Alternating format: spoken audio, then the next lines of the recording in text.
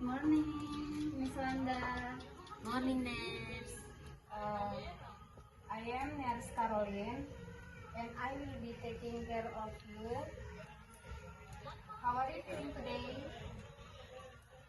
Nurse, I feel confused about my medication. Excuse me. Oh, I see. Let me explain it clearly. The white tablet is taken after breakfast once a day. Can you repeat when you take it? After breakfast in the morning. That's correct. If you forget, don't take double doses. Do you feel more confident now? Yes, thank you, nurse. You are welcome. Please ask if you feel confused again.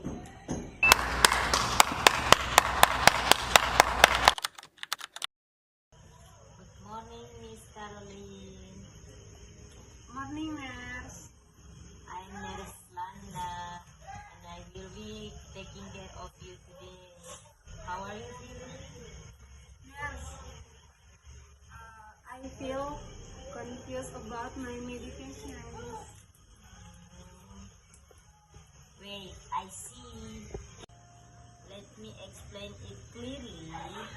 The white tablet is taken after breakfast once a day.